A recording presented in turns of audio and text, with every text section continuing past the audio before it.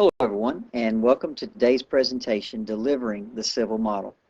I'll be your presenter. My name is Derek Gray. As we all know, once the civil engineering modeling is complete, there's still work to be done. This presentation will teach users how to generate earthwork volume quantities, export machine control or machine guidance. Our agenda today will be, first of all, to see how to control the model through the use of design stages. Once we've mastered design stages, we'll see how to use those to create and export surfaces for machine control. We'll also look at two other methods of creating and exporting surfaces, which is using alternate surfaces as well as the manual method. Finally, once we've learned to create these surfaces, we'll look at how we can use those to get volumes. Now, when you create a model, the properties of that model are controlled through the use of design stages. These design stages control such things as the following: template drop interval, inclusion or exclusion of critical sections, the densification of the horizontal or vertical curves, the look and feel of the corridor element handlers, and finally the mesh and linear feature creation. Now, because these design stages are so important to creating the deliverable model, it is of course equally important that we understand these settings. In this presentation, we'll look at the design stages that are delivered with the Bentley Civil Imperial workspace. Design stages are located in the Project Explorer dialog under the Civil Standards tab. There are three categories: corridor, linear template, and survey. For today's presentation, we'll only look at the corridor and linear template. Design stages can be easily created, copied, modified, or deleted through the use of the right-click functionality. Let's look first at the properties of a corridor design stage. There are four sections of these properties: template management, include critical sections, display settings, and output settings. Under template management, there's a setting to allow a template drop interval multiplier to be assigned to the design stage. Now, this multiplier is used in conjunction with the interval that was specified originally when the template drop was created. Its purpose is to enable designers to use larger intervals for preliminary work and then easily shorten the interval as the design is refined. For example, in the table shown on the screen, there are 5 different design stages, or possible design stages, with 5 possible multipliers. Notice that the higher level studies, such as planning and preliminary, will use a greater multiplier, which results in a greater processing interval. But as we get nearer to the end of the design, in the design stage, the final stage, and construction stages, the multipliers decrease to give us a more refined design. Under the Include Critical Sections area, this allows the inclusion or exclusion of critical points from the design stage, as well as the densification of horizontal and vertical curves. As an example, you may exclude these when working in a preliminary mode, while of course including them for a final model.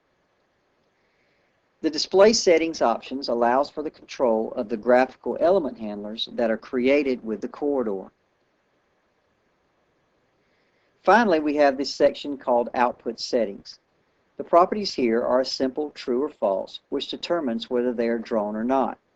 Create linear features can be set to true or false, and create component meshes can be set to true or false.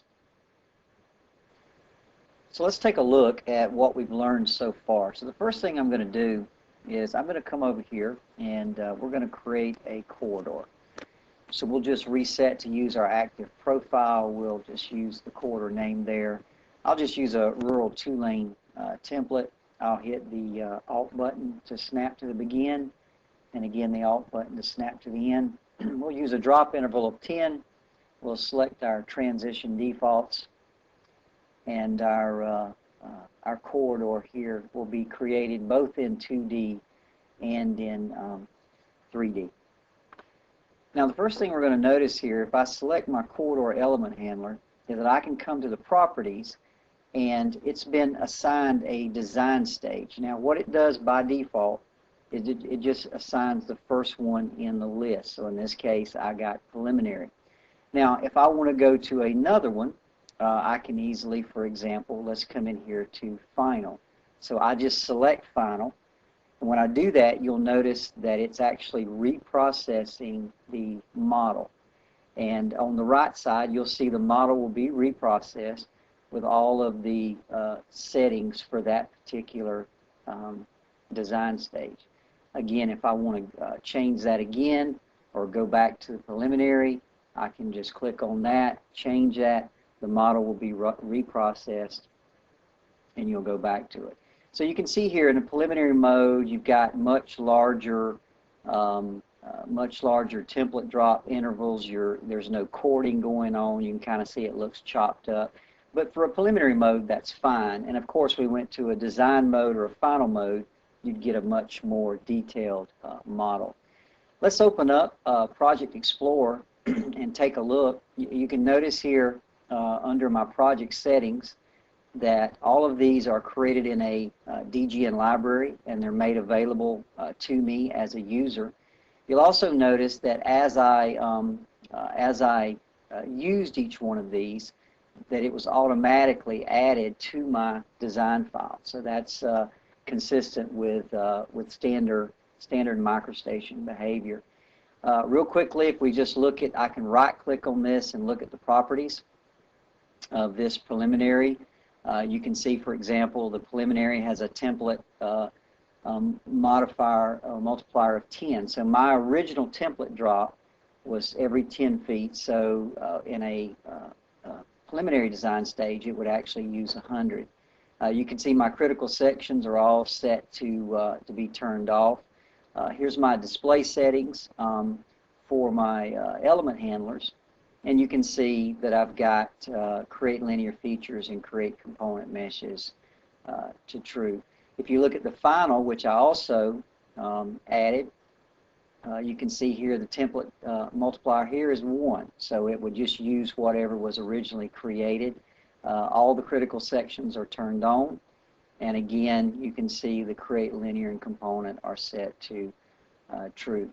Now, as we mentioned with a best practice, you can see these element handlers over here. I do have these created as construction elements, so I can just very quickly hit the drop down, turn off construction elements, and they all go away. If I want to bring them back, I can just turn on construction elements, and then they reappear. Finally, let's take a look at how to create these. So I'm just going to come in for the sake of what we're doing into my file here. I'm going to do a copy on preliminary, and then I'm going to paste it, and I'm going to paste it again. So let's rename this one, and I'm going to call it linear only. And then I'm going to rename this one, and I'll call it components only. Okay. So let's come into the linear only. And I'm just going to set the template drop multiplier here to 1. And I'm going to come down here and I'm going to turn off components. So this is, I only want linear features with this particular one. Let's come into components only. Again, let's set the multiplier to 1. And then let's come down and let's turn off linear so that we only get components. Now, what will happen here is as I come back over and I look at my properties, you'll see now that I have a components only and a linear only in the list. So let's just select linear only, and as soon as I do that, it will reprocess the model for me. But you'll notice in this case that we only get the linear features because that's all that I've asked for. Now I'm going to come back over and we'll select components only. Once we do that, it'll reprocess that with all of the settings that are in that particular design stage. And then you'll notice in the 3D view that I will get the components only without any of the linear features. So again, this is just an introduction to design stages and how they allow you to control the creation and display of your model. Now, in the output settings, there are 2 additional options, create top mesh and create bottom mesh. The create top mesh, when set to true, allows the user to create a single mesh element by tracing the top of the model. Similarly, the create bottom mesh, when it's set to true, will allow the user to create a single mesh element by tracing the bottom of the model. So let's take a look at the design stage settings that allow us to create top and bottom meshes. So the first thing I'm going to do is I want to come back to my Project Explorer here, and I want to create some new corridor design stages. So I'm just going to grab one of these, and then I'm just going to paste it in here a couple of times. Now this first one I'm going to rename. I'll call it Mesh Top Only. And then I'll do the same with here. I'll call this a Mesh Bottom Only. Now let's look at the properties for the Mesh Bottom Only. I'm going to leave everything pretty much here the same. I'm going to turn off everything except I want to create a bottom mesh. And let's go ahead and assign this a feature definition of bottom mesh. Okay. We'll do the same thing for the top mesh. We'll turn everything off except we want to create the top mesh, and I want to assign this a feature called top mesh, and we'll close these out. So again, I've got a design stage that allows me to only create a top mesh and only create a bottom mesh. So let's come back over to our corridor. Let's go to our properties and let's select Mesh Bottom Only. Now again, as it's done previously, it's going to reprocess our model, and it's only going to create a bottom mesh. Now let's kind of change. Let's go up here to the settings here and see if we can see this. Let's change this to a smooth mode, and you can kind of see what it's done is it's traced the bottom and come back up. And so basically, this is a bottom mesh. And in fact, if we zoom out here, you can see this is just a single element that's been created. It's called bottom mesh only. And it may be that we could see this a little better with multiple types of settings. Let's come back and bring this to transparent. Now what I'm going to do is I'm going to come back over and do the same thing again, but this time let's select Mesh Top Only.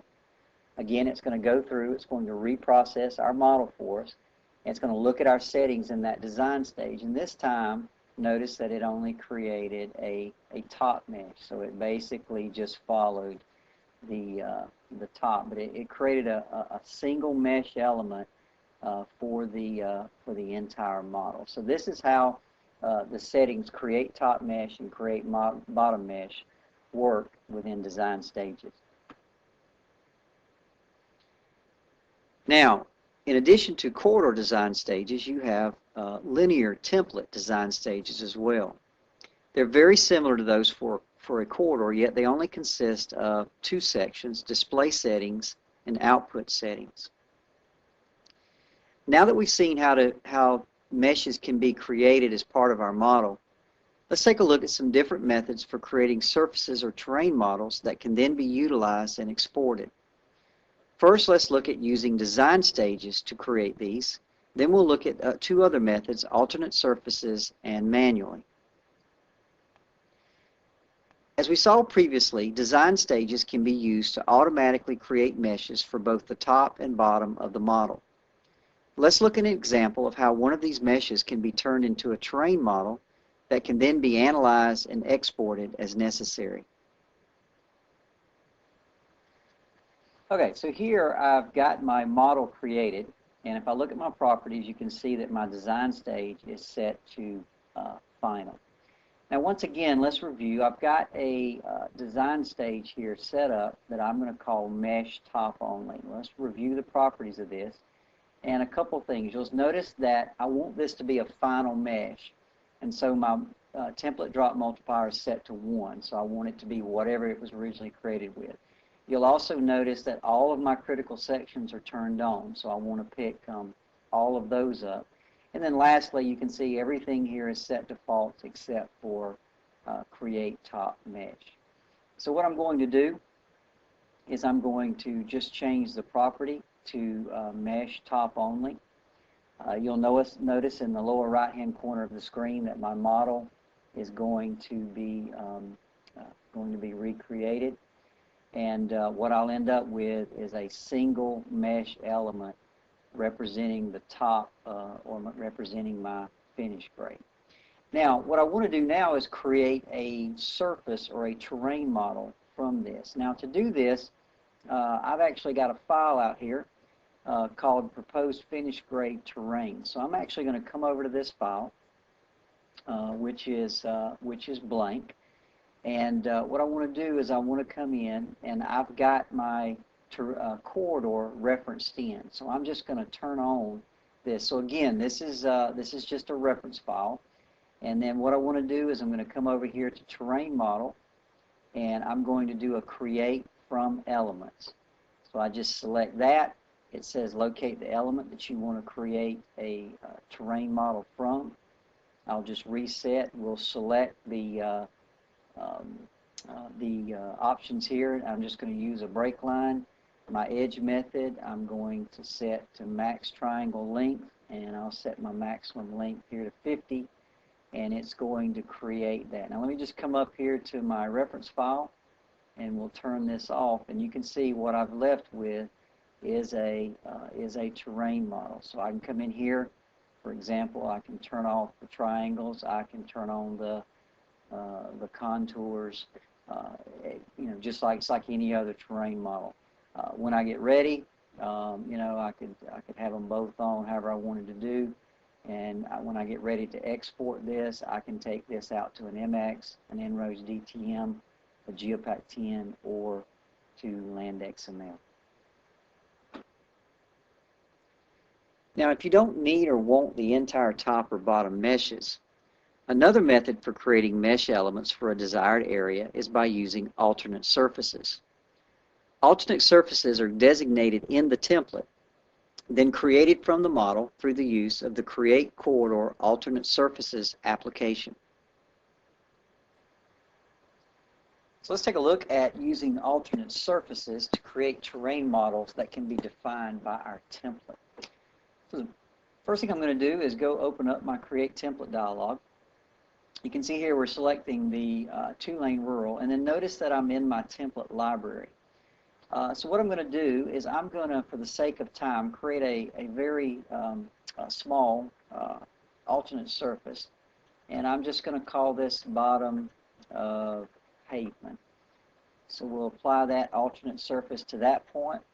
We'll do it to this center point as well, and then finally we'll do it to the right side of the pavement.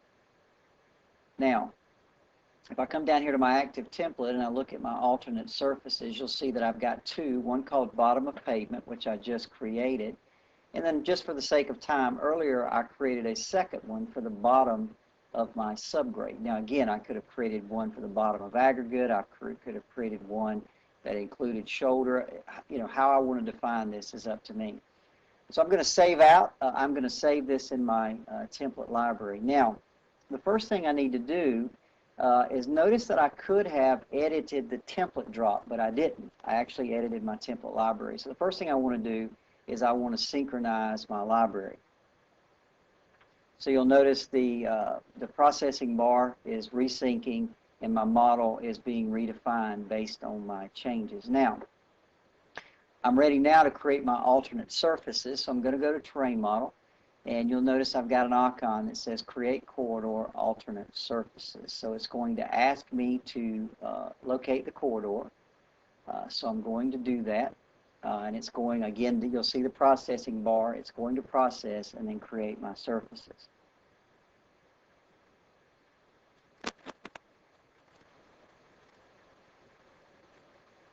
Now, might look a little funky to start with, just because the facts are, that our properties may not be set right. So I'm going to set my maximum triangle length, and let's set that to 50. Now, what I've done here is I've got a view that's already set to show this. So I'm just going to come right in here, and we're going to rotate this view so we can kind of see what's going on. And you can see it's actually created those two surfaces for me.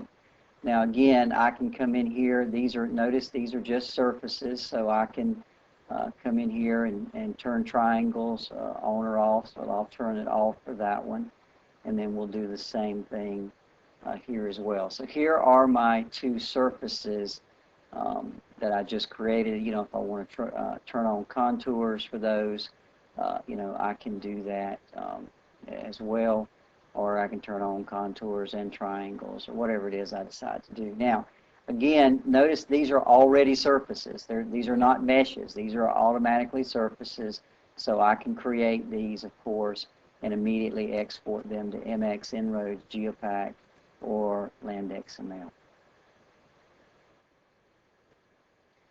Now, there are times when we want to create a surface that encompasses an area that cannot be defined using either of those previous methods.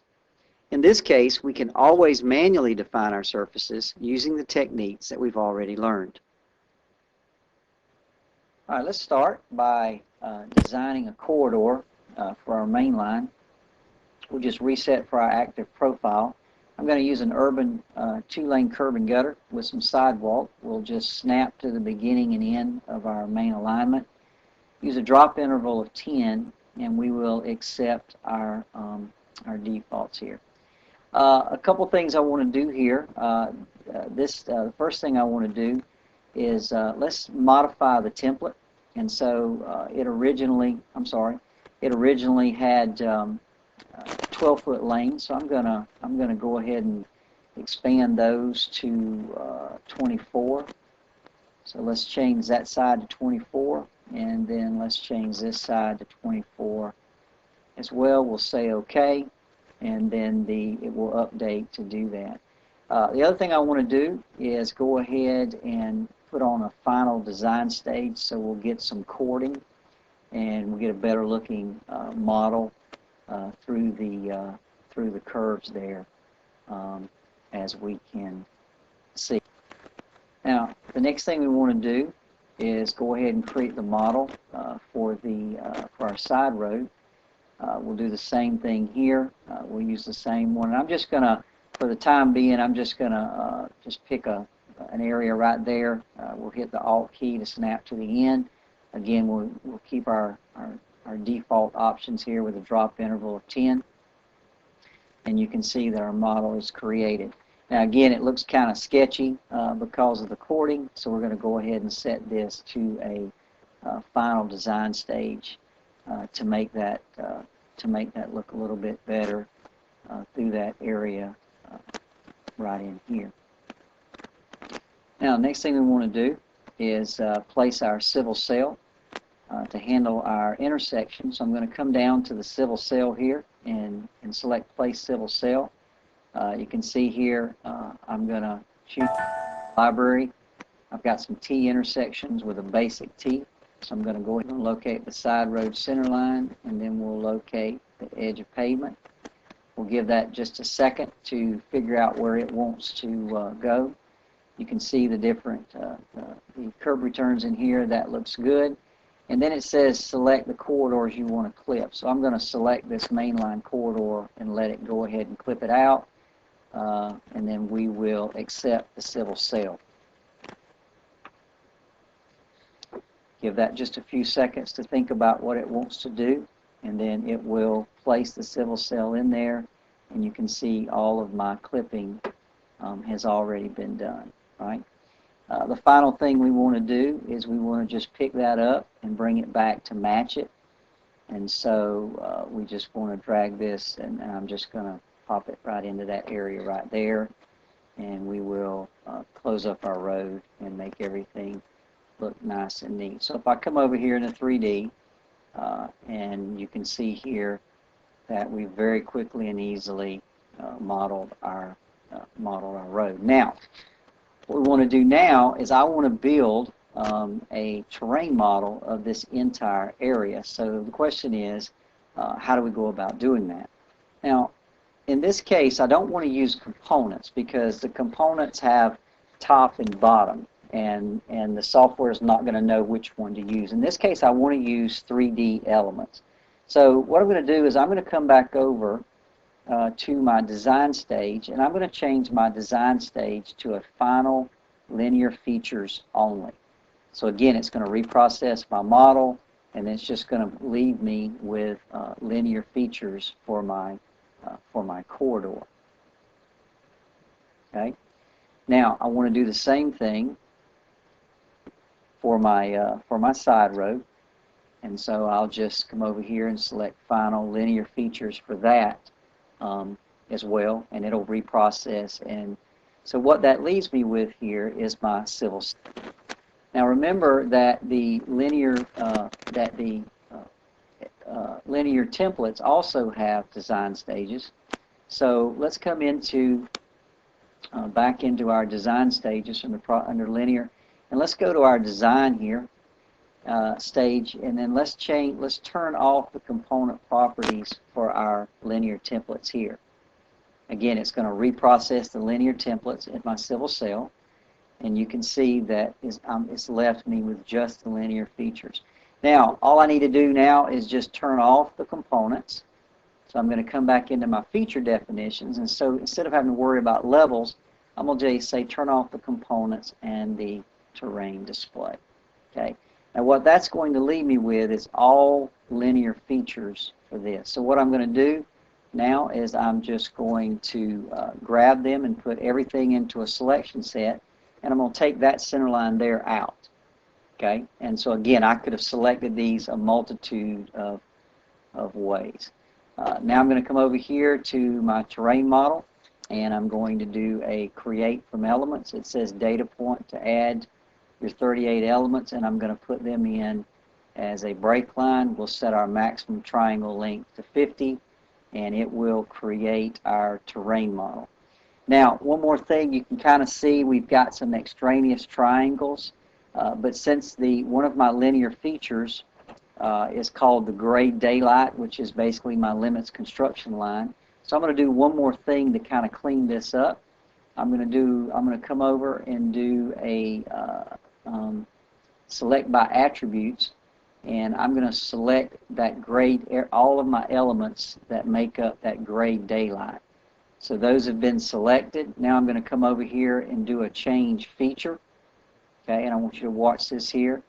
It says data point to change those 10 selected ones, and I want to make them into boundary elements. And then you can see here when I did that, it just cleaned those up nice and pretty. So what we've done here by using these, I was very quickly and easily able to create a terrain model for my entire project.